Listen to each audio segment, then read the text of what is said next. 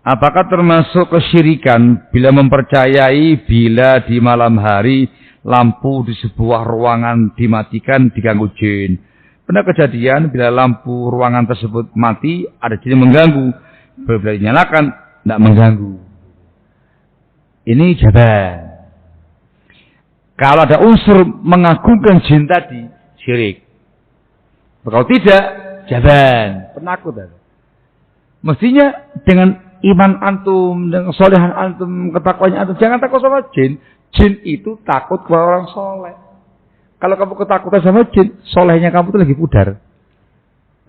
Iman kamu lagi merosot ini ya. Imannya nggak kuat, kesolehannya kurang, takwanya kurang, zikirnya kurang. Makanya takut sama jin. Ngoten nggih? Jangan takut. Bismillah, antum iman dikuatkan, ibadat ditingkatkan, baca Al-Quran, ruqyah rumahnya kamu, matikan lampunya. Perang lawan jin. Ya, harap itu.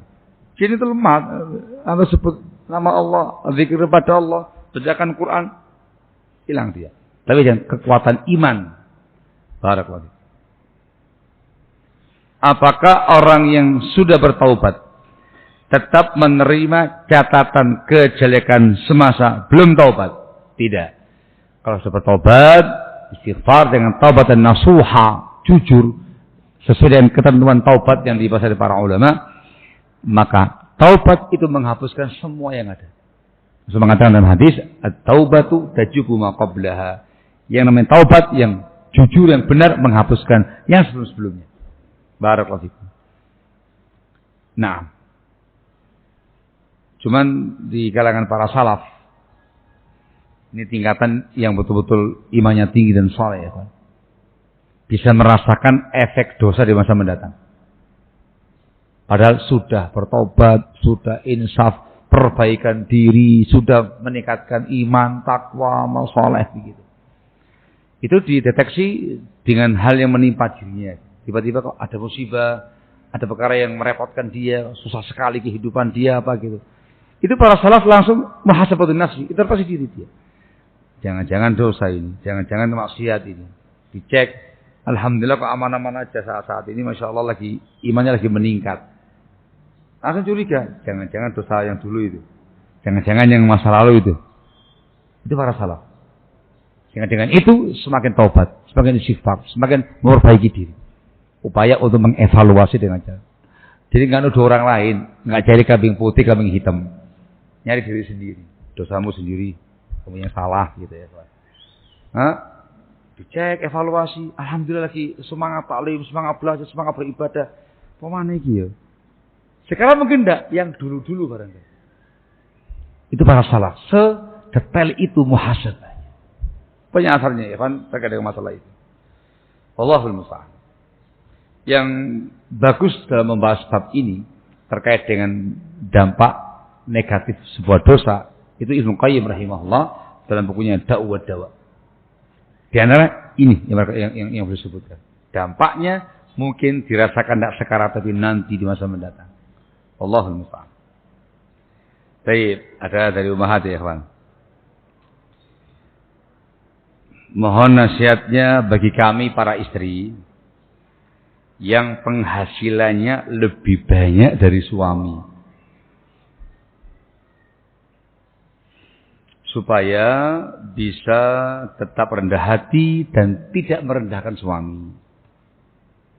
Karena seringkali ketika suami melakukan sesuatu kesalahan, kami akan lebih mudah muncul sifat sombongnya dan merasa lebih unggul dari suami jika akan penghasilan suami yang lebih sedikit. Allahul musta'an. Yang pertama adalah, kok bisa punya pemasukan lebih besar? Itu warisan atau hadiah kerabat, famili, teman, atau anti sedang punya usaha? Jawabannya begini.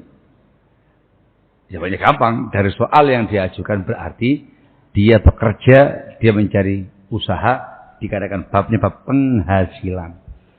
Jadi begini. Dalam Islam barakallahu fikum, yang berkewajiban memberikan nafkah keluarga adalah suami. Suami yang kerja. mencari maisha, mencari penghasilan. Suami yang harus menafkahi anak istri. Kalau mampu dikasih yang wajib waziyadah, kecukupan. Pas-pasan kasih pas-pasan. Tidak mampu semampu dia dan bersabarlah. Yang pertama ya. Yang kedua, dalam pandangan Islam barakallahu fikum, seorang istri itu tugasnya dia ngurusi rumah, ngurusi anak-anak, ngurusi suami. Sebagai rabbatul bait, ibu rumah tangga. Ini tugas yang disebutkan dalam hadis. Ra'iyatun fi baiti zawjiha. Tugasnya dia ngurusi rumah, masak segala macamnya, ngurusi anak-anak. Khidmat sang suami itu kehormatan bagi muslimah dalam Islam. Fatwa ulama besar kita menyatakan hukum asal wanita tidak boleh bekerja selagi suaminya mampu. Selagi kebutuhan dia terpenuhi dengan baik oleh sang suami. Kamu nggak usah kerja, fokus ngurusi anak suami dan rumah. Ladang pahala di situ. Dipahami ya? Hadza huwa. Jadi mohon maaf ini harus diterangkan terlebih dahulu. Kapan dikatakan boleh kerja? Ketika nggak ada kecukupan.